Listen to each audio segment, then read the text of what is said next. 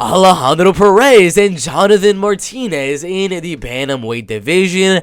I would say maybe the wrestling goes Alejandro Perez, but neither guy is really like super good in offensive wrestling, but they both have solid defensive wrestling. So I'm really like looking at this fight, watching the film of both Jonathan Martinez and Alejandro Perez. Maybe you can see like a takedown or two being landed from either guy, but there's gonna be really no control time. The times Alejandro has been taken down and the times Jonathan Martinez has been taken down, they really weren't held there for a long period of time. So I do expect this fight mainly to be a striking one because neither guy has that considerably good wrestling offense, and neither guy really has that bad of wrestling defense. So this should be a striking fight. Jonathan Martinez is going to be the taller guy as well as the lengthier guy.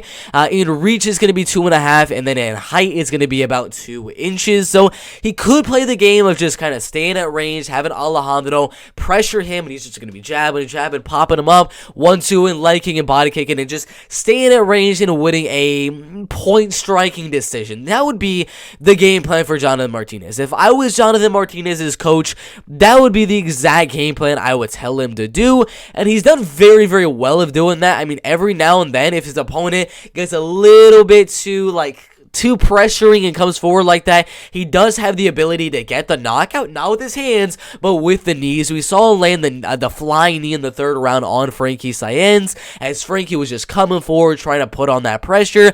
We saw Pinglian Liu go out there in the third round, try to come on with that pressure, then he got caught with the knee. So I'm not going to say this is going to be like 100% the fight goes to a decision, because there is that possibility of Jonathan Martinez in those later rounds catching Alejandro Perez as he's coming in with another knee. When you got a guy like Alejandro, who I believe is going to be down on the judges' scorecards in the first and second round, that third round, Alejandro has nothing to lose. He's going to come forward and look for that finish. That could lead to a finish from Jonathan Martinez with the knee down the middle. So you never know. That one, I'm going to say, yes, of course it's going to be a decision, because there's definitely a possibility that we see a finish here. For Alejandro Perez, I think if he wins, it could be a knockout. It could honestly definitely be a knockout. He does have a few knockout wins on his record. Guido Ganetti, Scott Jorgensen, Ian S. Whistle right there, as well as Matthew Lopez. So he does have a few knockout wins here and there,